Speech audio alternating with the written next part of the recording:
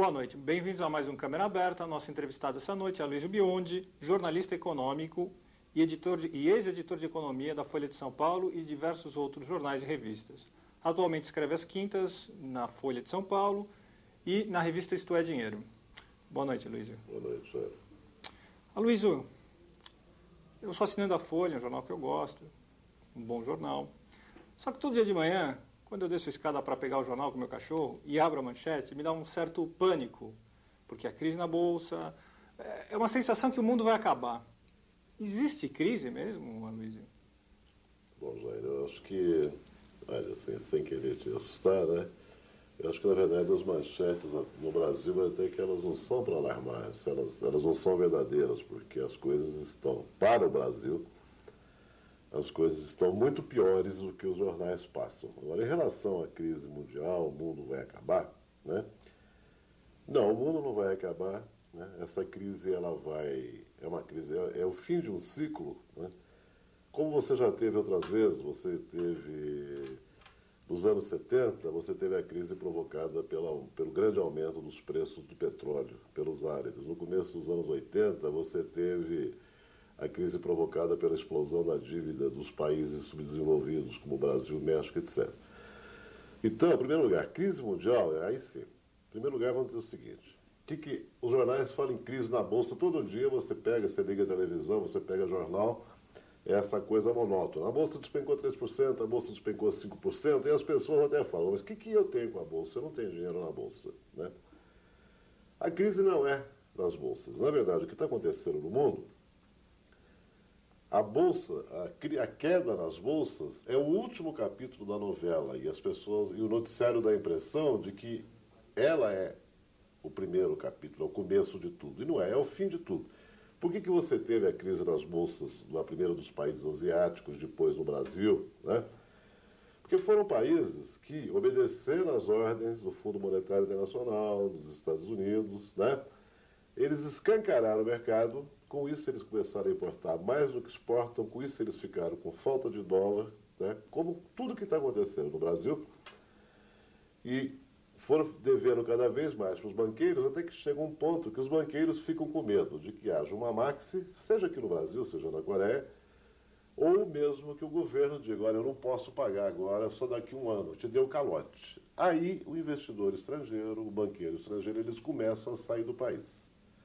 Quando o dólar começa a fugir do país, as bolsas despencam. Quer dizer, a bolsa, na verdade, quando ela cai, é como reflexo de problemas reais da economia. E não o contrário, que todo mundo fica pensando que os países asiáticos entraram em crise porque as bolsas caíram. Não, as bolsas caíram, como no caso do Brasil. As bolsas caíram porque o dólar começou a fugir. E o dólar começou a fugir, o investidor que trouxe dólar começou a fugir porque o rombo do governo e as importações maiores que as exportações levaram o investidor a saber que mais cedo ou mais tarde o país podia dar o calote. Mas o discurso do governo diz não, que é ao contrário, né? Bom, o discurso do governo, ajudado por toda a imprensa, né, de que foi a crise asiática, de que foi a crise, ou agora mais recentemente, a crise da Rússia que teria provocado os problemas brasileiros. Em primeiro lugar, não é verdade. Quer dizer, o Brasil quebraria de qualquer forma com crise asiática ou sem crise asiática, com crise russa ou sem crise russa. Por quê? Porque desde que este governo assumiu, eles escancararam para as importações, né? E antes que a gente esqueça, é bom deixar claro aqui que tudo que se fala no Brasil na área de economia, 99% é mentira, né? Então, quando esse governo fala que ele abriu para as importações e todo mundo foi a favor, porque ia comprar mais barato, porque ia comprar a última moda, né? Quando ele fala que abriu para modernizar a indústria e para aderir à tal da globalização, é uma grande mentira, né? Uma grande mentira pelo seguinte, quer dizer, esse governo, a maioria dos produtos no Brasil, os produtos importados, para entrar aqui, eles não pagam um tostão de imposto, né? Aí assim no mundo inteiro? Não, é mentira, né? No Japão, por exemplo, a maioria dos produtos paga 16% de imposto. Na Coreia, a maioria dos produtos paga 23% de imposto para entrar lá, o produto importado. Então, todos esses países defendem a sua indústria, defendem o emprego, que é o que gera renda, o que gera consumo, gera crescimento da economia. desculpe, aqui ficaram dizendo que estavam abrindo para beneficiar o consumidor e estavam abrindo para seguir os padrões do mundo.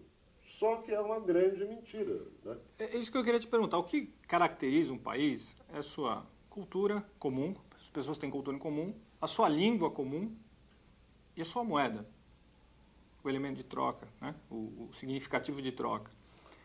O real, eu tenho falado com alguns economistas, ex-ministros, e o real, ele não é uma moeda, ele é um dólar vermelho. Eu falo vermelho por causa da nota de R$10. Ele é um dólar tupiniquim, porque nós não temos uma moeda, ou nós temos uma moeda. Porque se o dólar é paralelo, não sou economista, sou administrador, mas enfim, se o dólar está atrelado, amarrado ao real, o real amarrado ao dólar, a gente não tem uma moeda, a gente tem um dólar, a gente tem um elemento de troca só de dólar. Né? Acho que é isso. Estou falando alguma bobagem, não é nada disso. Existe um pouquinho de uma vontade que não é necessário, porque a situação é tão ruim, o buraco, o rombo que esse governo abriu em todas as áreas é tão gigantesco que a gente não precisa tentar enxergar alguma coisa a mais além disso, né? Nessa área quando o governo diz que ele fez tudo para inserir, como eles dizem, a economia brasileira no cenário mundial por causa da globalização, olha, Jair, deixa eu dar um exemplo, né? A agricultura no Brasil, eles ficam alegando que também a agricultura, eles fizeram a mesma coisa que fizeram com a indústria, fizeram com a agricultura. Eles abriram para as importações alegando que essa é a forma de fazer o agricultor se modernizar e se competir.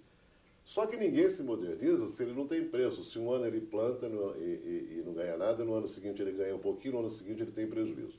Este governo parou de comprar, existiu uma lei dos preços mínimos que ele era obrigado a comprar as colheitas. Quando a produção fosse muito grande, o governo compra e estoca. No ano que tem seca, tem outras coisas, que a produção é menor, o governo vende aquele estoque. Quer dizer, ele protege o produtor no ano de superprodução e protege o consumidor no ano de escassez. Esse governo parou de comprar. Então, até o pessoal de Irecê, depois de enfrentar a seca 2 anos, chegou no terceiro ano, teve uma boa safra de feijão, o governo não comprou. Daí, esse ano, você não tem estoque nenhum de arroz nem de feijão. Agora, veja bem, a mesma história de dizer que é para forçar a indústria a se modernizar, foi adotado com o agricultor. Então, no caso do algodão, por exemplo, eles deixaram de cobrar um tostão de imposto. O resultado, a produção de algodão caiu a 1/3 do que era. No caso do trigo, o governo deixou de comprar. Além de você não ter os impostos que outros países cobram, né, o governo se esquece que nos outros países os caras têm crédito, os produtores, os industriais, eles têm crédito a 8, 10% ao ano para pagar em um ano. Então, quando chega na hora do produto nacional, né, além de não ter imposto para defender, né, quando chega na hora do produto nacional, é lógico, um grande importador, uma grande empresa, uma cadeia de loja vai preferir comprar a roupa da Coreia ou do Japão ou da França, ou de onde for, porque ele compra a roupa para pagar daí 180 ou 360 dias, né? Ele vende antes e aplica no mercado financeiro aqui a juros de 40%. Como é que esse governo queria, né, deu a impressão para a população de que o empresário nacional é sem vergonha, é incompetente, não liga para o consumidor, tecnologia? Só que nunca disse, primeiro, que nos outros países, é preciso insistir nisso, nos outros países existe imposto sobre as importações, sim, para defender a produção local e o emprego local. E existe crédito a 8% ao ano, né? E para pagar em um ano. Então, como você abriu o mercado, todo mundo era a favor de abrir, de ter acesso ao produto importado, mas desde que, inclusive falam que a abertura começou no governo Collor, mas era uma redução programada ano a ano dos impostos de importação, apoio tecnológico para as empresas se modernizarem e crédito. Nada disso tem hoje. Eu até gostaria de voltar à agricultura, porque é um exemplo dramático do que está acontecendo no Brasil, né? E eu ia pedir para você dar uma interrompidinha, a gente vai para um intervalo comercial bem rapidinho e a gente volta. Esse é o programa Câmara Aberta, hoje com a Aloysio Biondi, jornalista econômico. A gente vai para o intervalo e volta em 2 minutos.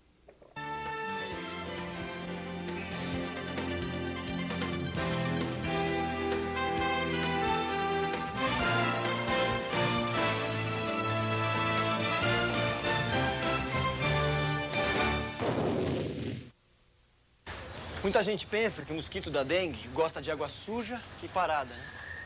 Errado. Ele gosta da mesma água limpa que a gente gosta. Para evitar a dengue, uma doença que pode levar até mesmo à morte, A gente tem que manter sempre fechadas as caixas d'água ou cisternas. Aqui eu tô fazendo isso. Agora, se o meu vizinho aqui de trás não fizer o mesmo sempre, o mosquito que nasce lá pode trazer a doença, a dengue, aqui, pra minha casa. Acabe com a dengue. O que você anda misturando com a sua bebida? Família e alcoolismo não se misturam. Precisando de ajuda? Ligue.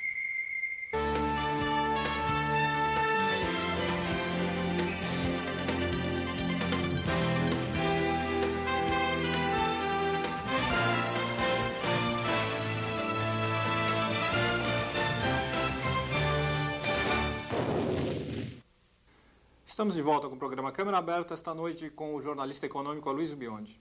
Aloysio, está falando da agricultura.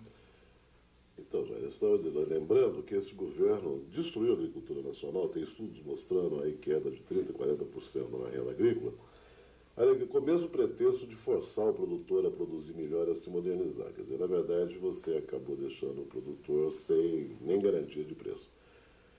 E o que é? Quer dizer, é mentira que lá fora seja assim. O próprio Fernando Henrique Cardoso, quando foi à reunião da Organização Mundial de Comércio, aí ele fez um discurso lá, dizendo que os países ricos gastam 160 bilhões de dólares por ano para subsidiar seus agricultores. Quer dizer, como eles produzem mais caro, o governo paga a diferença para o consumidor. Quer dizer, ele sabe perfeitamente que não é verdade que você possa deixar a agricultura entregue ao Deus Ará, né?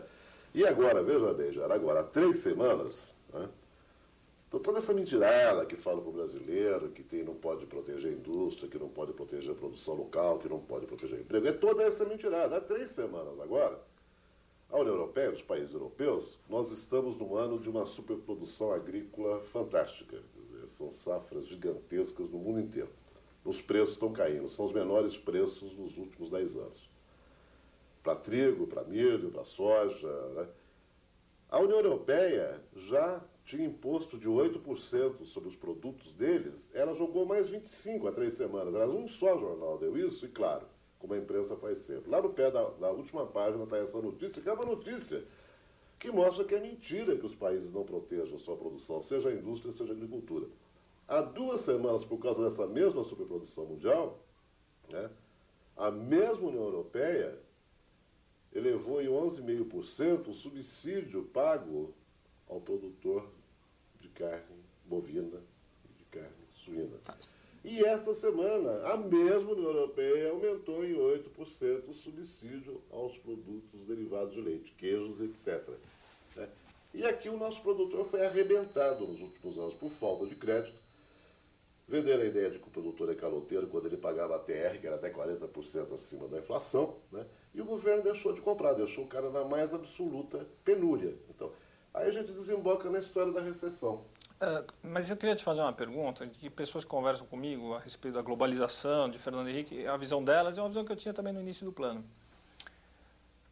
Na época que a indústria era protegida, muitos dos empresários não desenvolveram a tecnologia, tipo indústria de informática, 15 ou 20 anos aí protegida, e na verdade ela não se desenvolveu a nível de competir com o mercado internacional. Então no início do plano real, e com a abertura com a globalização, antes de a gente ter essa informação e perceber o que está acontecendo, a gente tinha uma sensação que era bom.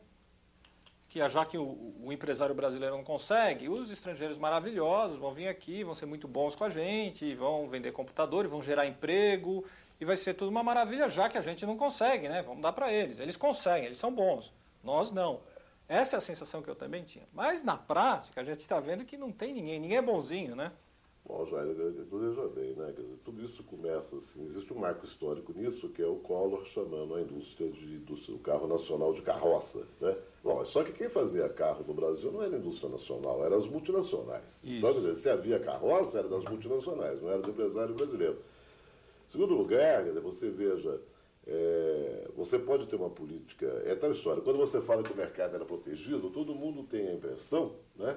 Todo mundo se esquece de que o mercado era tão fechado que ninguém precisava inventar nada, ninguém precisava se preocupar com o preço, ninguém precisava se preocupar com o consumidor, porque o mercado estava ultra protegido. Realmente, então você ir abaixando os impostos, né, para obrigar o cara a produzir melhor é uma coisa. Mas veja bem, na década de 70, por exemplo, eu acho assim, uma das maiores lavagem cerebral da sociedade brasileira para aceitar essa abertura, essa vinda do capital estrangeiro.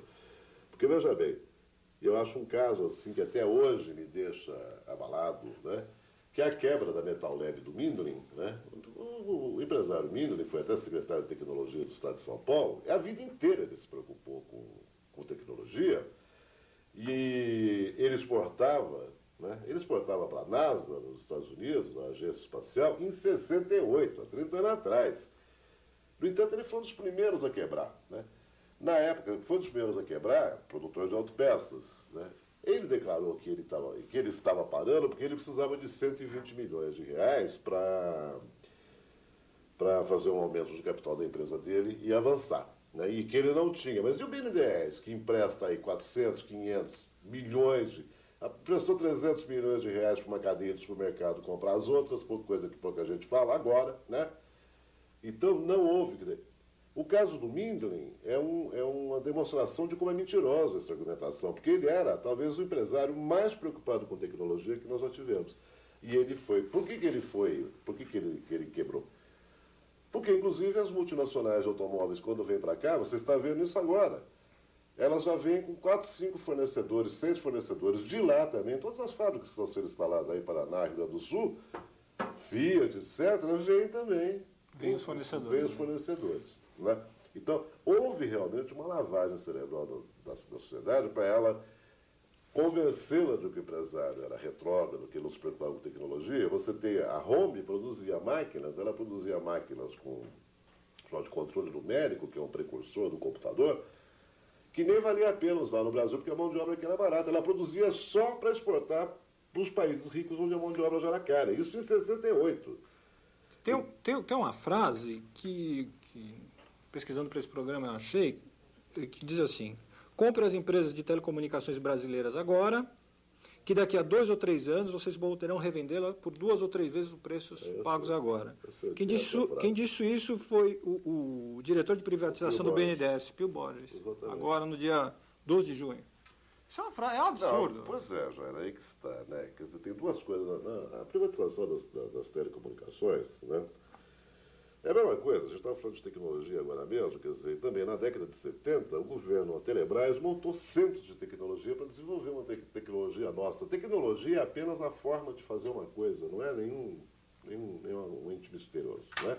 Você pode comprar tecnologia. Você pode comprar e você pode também adaptar de acordo com a necessidade do país. Agora, esse negócio da venda da Telebrás, você teve uma manipulação da opinião pública muito grande, né? Primeiro, aí surgiu a discussão do preço, né? E tem essa declaração do Pio Borges, que é o funcionário do BNDES encarregado da privatização. Isso ele falou lá fora. Ele foi convencer os investidores estrangeiros a participarem dos leilões. E quanto aqui eles diziam que a oposição, que o Lula e o Brizola estavam dizendo bobagem, porque estavam dizendo que na época do ministro Sérgio Mota o preço era 35 e que agora ia ser, né, só 13. Aqui eles diziam que a oposição estava dizendo bobagem, né? Mas lá fora, realmente, o encarregado da privatização, que é o senhor Pio Borges, dizia para os empresários americanos: compra que é um ótimo negócio, porque daqui 2 anos vai estar valendo 3 vezes. Agora, quando eu digo que há toda uma manipulação da imprensa, né, para enganar a sociedade, ajudá-la a aceitar essa política que caracterizou esse governo FHC, né, isso daí antigamente seria manchete. Quer dizer, qual que seria? Diretor do BNDES confessa que Telebrás vale 3 vezes mais. Agora, essas coisas todas hoje saem lá no meio da notícia. Você tem que achar quem está lá no meio, né? Isso é coisa que não é coisa para o leitor comum. Olha, Luiz, a sensação que eu tenho em relação às privatizações no Brasil é como se você fosse casado com uma mulher muito gostosa e você está com um problema de impotência, você chama alguém para comer ela porque você não pode. É mais ou menos essa sensação que eu tenho. Mas a gente continua. Câmera aberta, a gente vai para um breve intervalo e volta em 2 minutos.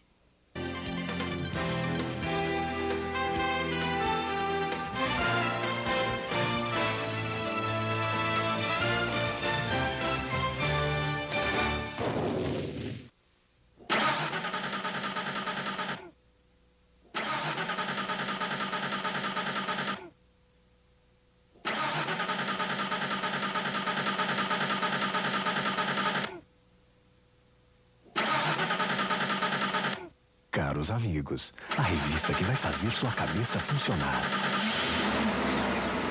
Nem que seja no tranco.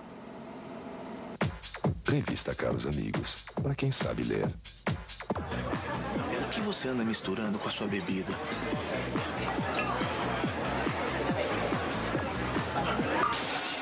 Casamento e alcoolismo não se misturam. Precisando de ajuda? Ligue.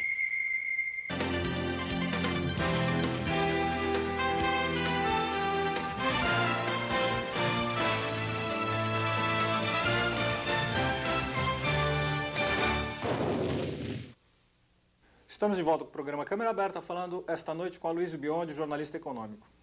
Aloysio, eu tenho um dado aqui que o número de carnês atrasados passou de 70 mil em 96 para mais de 400 mil hoje. O que aconteceu? Já passou, isso é por mês, viu? Isso é por mês. 400 na mil Grande São carnês. Paulo. É. Aliás, em setembro provavelmente vai bater em 500 mil. O negócio é o seguinte. Atrasados até 30 dias. Isso aí volta, inclusive, a nossa pergunta inicial. Quer dizer, o governo disse que tudo aconteceu com a crise asiática. Né? Aí a gente pode provar com esses números que é mentira, entendeu? Por quê? A economia brasileira tinha quebrado muito antes de outubro de 97, que quando foi a Ásia explodiu. Né? Por quê? Primeiro, você tinha um superávit na balança comercial, você exportava mais do que importava, né?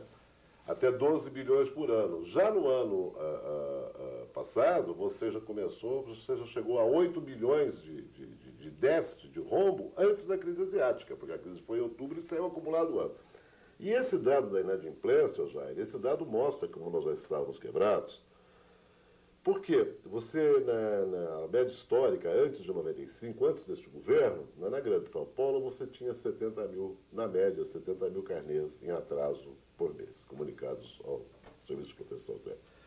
Isso foi subindo, né? Foi para 100, foi para 150, foi para 200, foi para 250. No meio do ano passado, você já estava em 350 mil, 5 vezes os 70 mil tradicionais. Antes da crise asiática, a economia brasileira já tinha ido para o buraco antes da crise asiática. Né? Continuou crescendo, né? Isso você não vê na primeira página dos jornais. Né? Porque todo mundo, até tem uma história muito engraçada, que mais de um já me falou, né? Que quando a gente dá esses dados sobre os problemas da economia brasileira, vira o empresário e fala assim, puxa, que bom que você está me dizendo isso, porque minha mulher fala que todo mundo vai bem e só eu que estou indo mal. Né? E é porque ela vê os jornais, está tudo bem, e ela acha que só em casa que está. Mas com essa inadimplência, é isso que importa, Jair. Como é que você pode? Você viu ainda agora, estou dizendo, essa equipe é um pouco delirante também. Né? E essas lideranças empresariais brasileiras são um pouco delirantes, que você viu agora, e os jornalistas. E quando chegou agora em maio, junho, começaram a falar que tudo ia se recuperar no segundo semestre, que é uma época que tradicionalmente se recupera por causa das encomendas de Natal.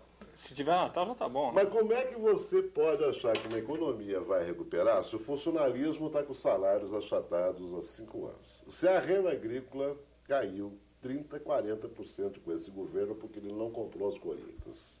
Né? O juro lá em cima.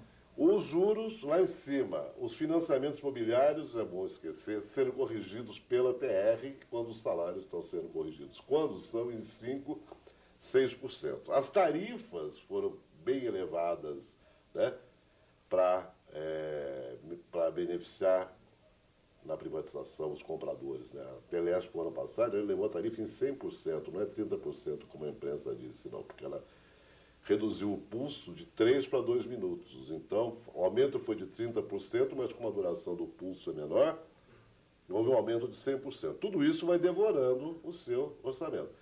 Como é que com uma inadimplência de só em São Paulo, hoje são 6 milhões de carnês, eram 700 mil carnês acumulados em atraso em São Paulo, são 6 milhões. Né? Isso não vai para a primeira parte dos jornais. Não vai nem para a capa dos cadernos de economia. Você tem que ver lá dentro. Né? Então você não tinha a mínima chance. Mas não vai por quê? Porque a imprensa realmente fechou com o governo Fernando Henrique desde o começo. É sempre para manter o otimismo, né? E agora então para possibilitar a reeleição. Né? A imprensa fechou totalmente com ele. Isso aí é uma coisa totalmente óbvia. No caso da crise do mercado financeiro, das bolsas, por exemplo, desde o ano passado que o governo está comprando dólar, vendendo dólar, né? Manobras arriscadas, usando os fundos de pensão, o Banco do Brasil para comprar ações em bolsa, para comprar dólar no mercado futuro, para vender. Né? Uma coisa totalmente ilegal, né? Criminosa, no caso do fundo de pensão. Essa semana O Previ do Banco do Brasil teve um prejuízo de 2 bilhões em 2 meses, porque o governo está usando ele para tentar segurar a Bolsa, né? Isso não sai nem em título, não sai nem em materinha de uma coluna, materinha de 6 linhas. Aí você tem que olhar, ler o noticiário da Bolsa, para lá no meio tem uma linha falando nisso. E por quê? Mas a gente conversa com as pessoas, elas dão um retorno para a gente, assim, não, mas é assim mesmo, o governo está fazendo o que pode, ele está fazendo mais. Ele está fazendo, aliás, o que ele não pode, porque o fundo de pensão, por exemplo, é para garantir a aposentadoria dos seus contribuintes no futuro. Se ele está tendo prejuízo agora, o governo pode estar criminosamente dilapidando o patrimônio. O governo não está fazendo o que pode, né? Porque agora que não tem mais saída, né? De 10 dias para cá, você viu o governo começar a falar em controlar as importações. E a Maxi? Como é que não podia? Como é que antes não podia, agora pode? Agora que não tem mais saída. Não, a saída é aumentar exportação, diminuir importação e talvez uma Maxi. Você acredita na Maxi? Não é aumentar a exportação. Você tem que tratar as importações como os outros países tratam. Quer dizer, a gente mostrou aqui que o Japão e a Coreia taxam as importações e que a União Europeia já elevou o imposto de importação para proteger a sua agricultura neste exato momento. Nós temos que fazer a mesma coisa. Essa teoria de que não era para controlar a importação e sim aumentar a exportação é que nos levou a esse buraco. Entendi. Mas é um movimento simultâneo. Você tem que incentivar a exportação também. Sim, né? é simultâneo. Movimento. Você protege o consumo interno e tenta ao máximo. É o que os Estados Unidos faz, né? O que o Japão faz, a França faz. Agora, quanto à Maxi, né, é uma questão delicada, mas nos últimos dias também tem vários economistas, né, dizendo que realmente o país não escapa de uma Maxi. O dado concreto que a gente tem, Jair, é o seguinte: você perdeu aí, né, você perdeu quase 30 bilhões de dólares de reserva nesse mês e meio. Né? E neste mês de outubro, né, por isso que a oposição quer tanto o segundo turno, porque neste mês de outubro, a dívida do governo aqui dentro, né, estão vencendo nada menos de 55 bilhões de reais em títulos. Quer dizer, todo mês vence uns 22, 25, nesse mês de outubro vence 55. O governo teria que vender outros títulos, né, rolar a dívida, como eles chamam, que é vender outros papagaios novos para pagar os que estão vencendo. Trocar cheque. Trocar cheque. Trocar cheque. Só que, né, essa fuga de dólares, que o pessoal fica pensando que é o especulador só que vai embora, não é isso. Até um banco estrangeiro que tinha um empréstimo aqui, venceu, em vez dele renovar, ele fala, não, agora eu quero meu dinheiro de volta, então você tem que mandar para lá. O problema é quando ele não troca mais o cheque. Ele não troca mais o cheque, tá certo? Agora, deve, né, acontecer isso aqui dentro, porque são 55 bilhões de reais, né? Os investidores, os banqueiros, é claro que eles têm medo, nesse momento, de entregar o dinheiro dele para o governo, né? E o governo, daqui a pouco, fazer, como o da Rússia, que chegou na mesma situação, dizer, olha, eu só vou poder pagar, dar um calote de 1 ano, 2 anos, quando as coisas se normalizarem. Mas não é a única saída? Uma pessoa física, quando tem problema de dinheiro, a única solução é a falência para poder arrumar a casa. O Brasil tinha que dar falência interna e externa. Né? Quando se fala em Maxi, né, é exatamente por quê? Porque na medida que você está perdendo reserva violentamente, né, e na medida que você não consegue trazer o investidor de fora, por isso também, porque se o investidor de fora estiver com o dinheiro aqui ao ver uma Maxi, coisa que pouca gente entende, ele perde dinheiro, né? Porque, veja bem, quando, digamos, o investidor estrangeiro, ele traz 100 dólares, né? Ele vai ao Banco Central aqui e troca por 100 reais, digamos assim, para simplificar, né? Se tem uma Maxi de 10%, os mesmos 100 reais só vão comprar 90 dólares. Então, o investidor que trouxe 100 dólares vai ter só 90 dólares para levar de volta. Percebe? A Maxi desinteressa ao capital. Não é, estrangeiro. exatamente. Então não é maldade dele, não é porque eles estão fazendo um ataque especulativo, como dizem. Não é isso. Ele cai fora antes que venha uma Maxi e ele perca. Pelo sim ou pelo não, ele sai. Então, se houvesse a Maxi, enquanto tiver esse medo de Maxi, o dólar vai continuar saindo. E dentro aqui do mercado interno, para o governo poder rolar esses 55 bilhões, né, em maio ele não conseguiu, era 25, ele precisou adotar os juros pós-fixados, à volta da correção monetária. Né? Se ele não conseguir, é aquilo que fica no ar. Ele vai ter que buscar dinheiro em algum lugar, né? E eu acho que as pessoas têm medo de dizer o que é exatamente buscar dinheiro em algum lugar, porque pode ser até acusado de ter alarmado o mercado e tal. Mas se ele não conseguir, ele tem 55 bilhões, Jairo, isso é quase o triplo do que ele tem para pagar todo mês. Ele tem 55 bilhões para rolar em outubro, para trocar cheque em outubro. Se ele não conseguir, isso apavora mais ainda o investidor estrangeiro, que é aí que sai correndo. Então, entre apavorar o investidor estrangeiro, né, e fazer alguma brincadeira com o contribuinte brasileiro, eu acho que ele vai preferir fazer uma brincadeira. Ou então, ele realmente faz a Max de uma vez, porque aí o investidor estrangeiro já sabe que já houve mesmo e pode trazer seu dólar de volta. Como a última pergunta, Aloysio, você tem alguma sugestão? Não, eu acho até que, veja bem, a gente vai... Eu defendo há 4 anos na minha coluna na Folha, eu me irritava a história da discussão se o que estava segurando o real, se era a taxa de juros, se era o câmbio, porque era evidente que a abertura para as importações do jeito que foi feita estava destruída. E não é nem novidade, a crise do México em 94, o México foi acumulando esses mesmos buracos na balança muito antes de nós. Ele quebrou por causa disso, né? Eu acho que a gente vai ter alguns meses de problemas extremamente sérios. Uma grande mudança, uma grande transformação vai ter que ocorrer para a gente Quer dizer, você vai ter esses juros que eles puxaram aí, significa mais juros ainda para o Tesouro, quer dizer, mais dívida para o Tesouro, né? Eles vão ter realmente, todos os cálculos mostram aí que seria preciso um corte dos 40 bilhões, 30 bilhões, isso daí, 30 bilhões é o que o governo tem de dinheiro livre, né? Ele vai ter que tomar, quer dizer, nós vamos ter realmente mais recessão, mais desemprego durante alguns meses, você não tem a menor dúvida, a gente vai descer ao inferno, sim. Bom, vamos esperar o que acontece agora e estou convidando você para voltar numa nova oportunidade, a gente continuar, que meia hora é muito pouco tempo para discutir esse tema. Muito obrigado, Luiz. Amém. Obrigado, Jair. Esse é o programa Câmera Aberta, uma boa noite para você, espero que você não fique muito preocupado, mas que você pense um pouco mais sobre as questões nacionais, pense profundamente, busque a informação, questione os dados e lute para poder fazer um país melhor com a sua opinião, com a sua consciência política. Boa noite, boa semana e até o próximo domingo.